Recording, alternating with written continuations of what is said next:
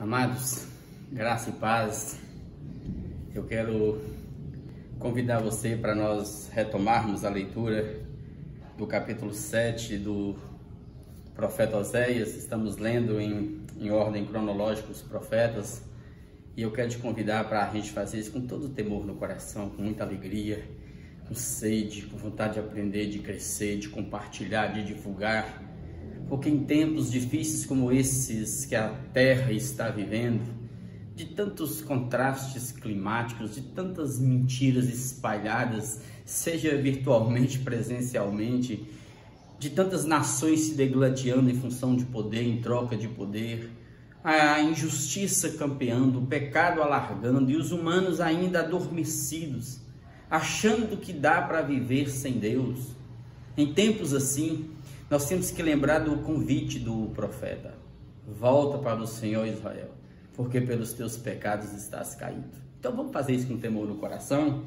Agora, Oséias 7, o profeta continua dizendo assim, quando me disponho a mudar a sorte do meu povo Israel e a sarar a Israel, se descobre a iniquidade de Efraim, como também a maldade de Samaria, que era a capital do reino norte, porque praticam a falsidade.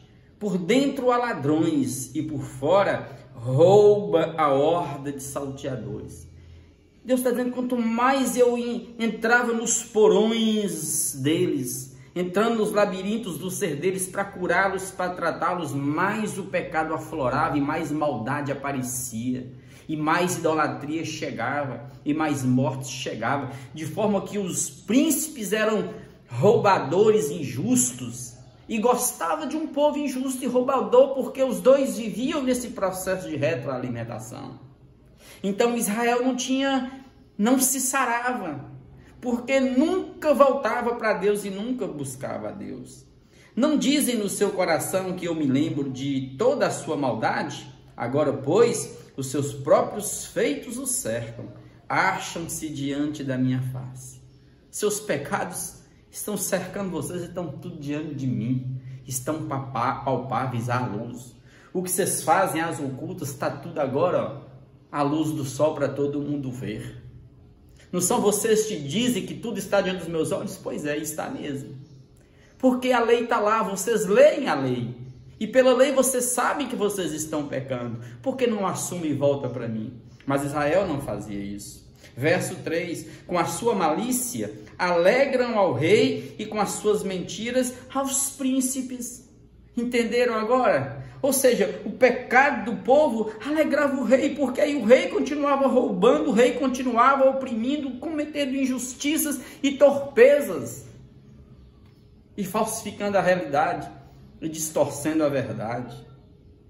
Todos eles são adúlteros. Todos eles, os príncipes e o povo.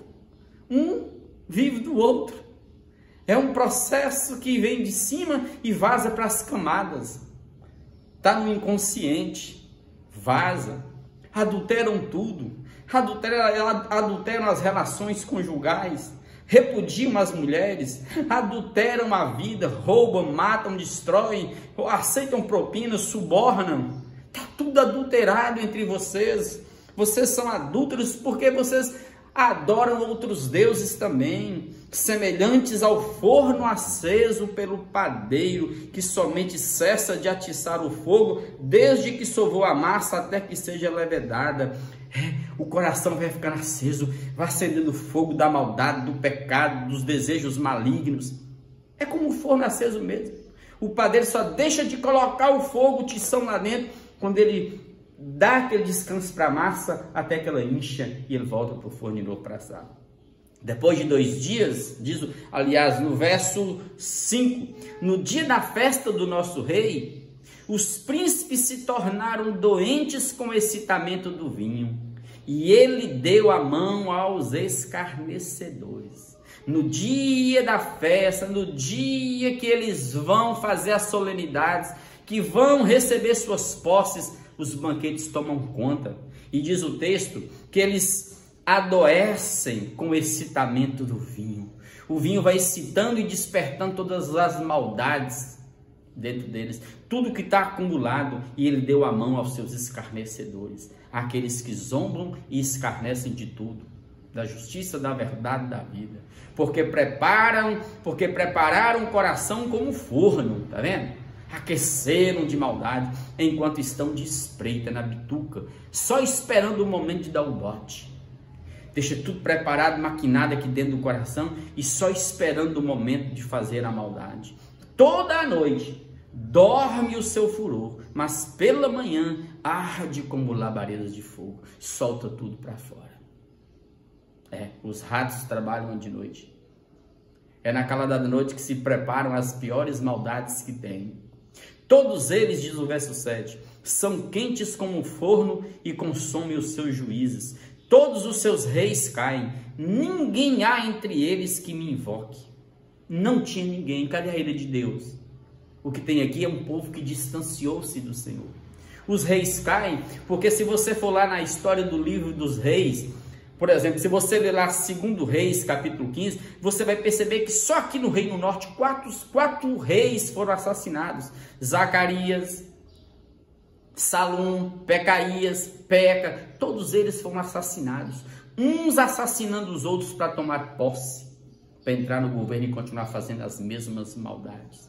Efraim se mistura com os povos, se tornou comum como o mundo. Sim, é como se diz assim, ó, a igreja mundanizou, ficou comum. Qual a diferença que tem mais? Tanta maldade do lado de dentro. Se olha para o lado de fora, você se assusta com o que está do lado de dentro. Diz o texto, Efraim se mistura com os povos, e é um pão que não foi virado. É aquele pão de antigamente, assado redondo, aqueles bolos, aqueles beijuzos, como diz na nossa terra, colocado em fornos de pedra, assa de um lado, mas por cima está cru. Não virou o pão para assar dos dois lados e ficar com um sabor gostoso. Sim, Efraim ficou algo assim, sem tempero, sem graça, cru, sem vida, porque perdeu a essência que é Deus, se diluiu na sociedade, no mundo. É como a religião de hoje, é como os templos de hoje, é como os pastores de hoje, todos mundanizados, todos vivendo de glórias, enquanto as almazinhas estão morrendo, eles estão vivendo no luxo, nos banquetes, dizendo que quanto mais eles forem ricos e poderosos, mais o povo vai ser também. É desse jeito que está acontecendo. Estrangeiros lhe comem à força, e ele não sabe. Também as canjas lhe espalham sobre ele, e ele não sabe. Ou seja, os inimigos externos, as nações vizinhas, estão roubando tudo deles, eles não percebem. Estão envelhecendo, cabelos brancos estão surgindo, e eles não atinam que estão perdendo tudo, e nem sequer voltam para Deus. A soberba de Israel, verso 10, abertamente o acusa. Sim, é um povo soberbo. E essa soberba, vaidade, jactância, essa glória que a religião tem, está acusando-a. Sim. E diz o texto, todavia, eles não voltam para o Senhor, seu Deus, nem o buscam em tudo isso. Em todo esse processo de queda, de ruptura, de destruição, de diluição do ser, de maldade e justiça, de ver todo o clima sendo atingido, a terra sendo destruída, ninguém volta para Deus. Continuam pensando em si, nos bens materiais, nas conquistas humanas. Não voltam para Deus, não se humilham diante de Deus. Diz o texto, verso 11, porque Efraim é como uma pomba enganada. Imagina aí uma pombazinha na sua simplicidade, na sua ingenuidade sendo enganado, sem entendimento. Chamam o Egito e vão para a Síria, ou seja, não busca Deus. Busca ajuda dos governos, busca ajuda das nações vizinhas, mas não volta para Deus, não busca Deus. Descem ali para o Egito, para o sul, e buscam os cavalos do Egito, sobem ali para a região do norte, buscam a Síria, buscam as nações vizinhas para enfrentar os problemas, mas não se busca Deus, deixaram de depender de Deus. É assim que os humanos estão vivendo, buscam recursos em tudo, mas poucos na terra estão com os joelhos voltados para o alto, dependendo de Deus. Dobrar os joelhos, olhar para o alto, dependendo de Deus. Quando forem, ou seja, quando eles forem para o exílio, sobre eles estenderei a minha rede, como aves dos céus farei descer. Serão laçados, serão presos. Os inimigos os prenderiam. castigá-los-ei segundo o que eles têm ouvido na sua congregação. Tudo que eles ouviram da lei nas reuniões, nas congregações deles, aquelas maldições da lei, todas viriam sobre eles, porque eles pecaram e abandonaram o Senhor. Ai deles, verso 13, ai deles, porque fugiram de mim, afastaram de Deus, abandonaram o teto de Deus, que é a lei, a graça de Deus, deixaram de lado, abandonaram a bondade, a oração, a leitura do evangelho, abandonaram a prática do amor, abandonaram tudo, estão vivendo assim, ó, como o mundo vive, como as nações viviam, diz o texto. Porque se rebelaram contra mim, eu os remiria, final do verso 13, mas eles falam mentiras contra mim. Eu estou aqui pronto para os libertar, para os tratar, para os sarar, para os curar, mas eles não querem, só falam mentiras de Deus, negligenciam Deus, culpa Deus por tudo, a fome é culpa de Deus, a miséria é culpa de Deus, a chuva é culpa de Deus, o sol, a temperatura alta é culpa de Deus, o tornado é culpa de Deus, tudo é culpa de Deus, ninguém assume seus pecados, ninguém fala assim, não Deus, nós estamos destruindo a terra com a nossa loucura, com a nossa ganância, tudo transfere para Deus. Quando não é para Deus, transfere para o diabo. Mas o humano nunca quer ser curado, porque ele nunca assume os pecados deles. Não chamam a mim de coração, mas dão uivos na cama. Para o trigo e para o vinho se ajuntam, mas contra mim se rebelam. Ou seja, eles não chamam a Deus de coração, só da boca para fora, dão aqueles uivos quando estão deitados, gemendo de dor, mas é só da boca para fora, é só naqueles momentos de dor, daqui a pouco passou a dor, passou também Deus, rebela contra Deus, afasta-se de Deus. Verso 15, adestrei e fortaleci os seus braços, eu adestrei e fortaleci os braços do meu povo, libertei, os reuni, os congreguei, trouxe para uma terra, cobri-os com meu sangue, derramei vida sobre eles, água sobre eles, mas no entanto, eles maquinam contra mim. No entanto, se tornaram insolentes, soberbos, jactantes. Não, Deus, foi a nossa força, foi a nossa inteligência, fomos nós que conquistamos, fui eu que construí essa religião, Deus. Eu tenho o direito de dominar, de maquinar, de fazer isso. Eu tenho o direito de oprimir, de fazer isso. Verso 16, para encerrar, amados. Eles voltam, mas não para o Senhor Altíssimo. Voltam para si mesmos, para suas bebedeiras, como diz o verso anterior. Eles gostam do trigo, gostam do vinho, eles gostam das festas, dos banquetes. Eles gostam de levar a oferta para o altar, mas não é para ofertar a Deus, não, é para comer mesmo, é para se banquetear mesmo. Eles voltam, mas não para o Altíssimo. Fizeram como o arco enganoso, fizeram-se como o arco enganoso. Cai a espada dos seus príncipes, por causa da insolência da sua língua. Este será o seu escárnio na terra do Egito. A figura do Egito volta de novo. Assim como eles viveram na escravidão do Egito, eles viveriam esse momento de escravidão de novo, porque eles escarneceram, zombaram de Deus e não voltaram para Deus e não se arrependeram dos seus pecados. Que Deus tenha compaixão, que Deus tenha misericórdia de cada um de nós. Vamos orar nesse instante? Eu te convido a derramar o seu coração diante de Deus, e em momentos de angústia na terra como estão vivendo, em que a fome, a miséria campeia, em que vidas estão se entregando ao nada, ao vazio, à morte, eu quero te convidar a voltar para Deus, porque é do céu que vem o nosso socorro, é do alto que vem a bênção. Então busque o Senhor nesse instante, clame a Deus de todo o seu coração. Pai de amor, Pai de graça, obrigado pelo privilégio que temos de ler a Tua palavra, de beber da Tua fonte, de alimentar de Ti. Cura-me e cura os Teus filhos. Olha para nós com Teu olhar de graça nesse instante. Ó Deus, e traz-nos de volta à simplicidade da vida, do Evangelho.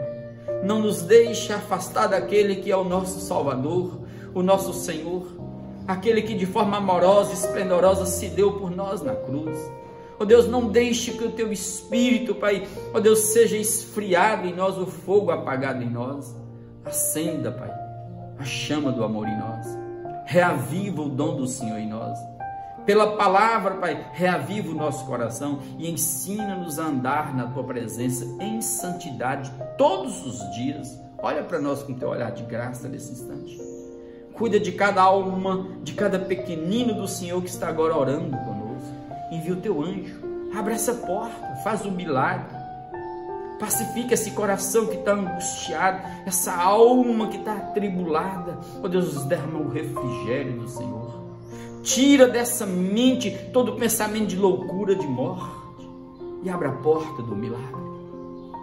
Socorre essa casa que está afastando do Senhor, cujos filhos estão rebeldes.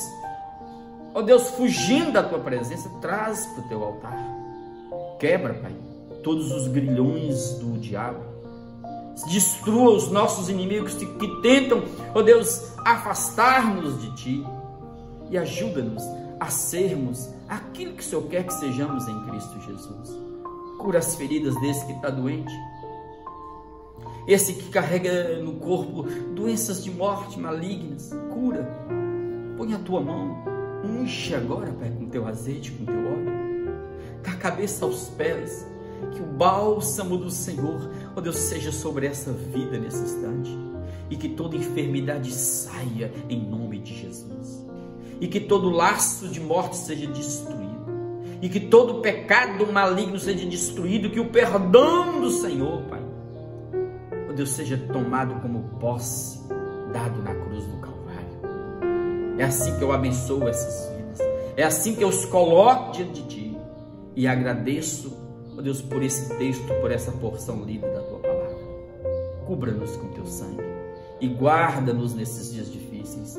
É assim que nós oramos de todo o nosso coração, Pai, em nome de Jesus. Amém, amém e amém.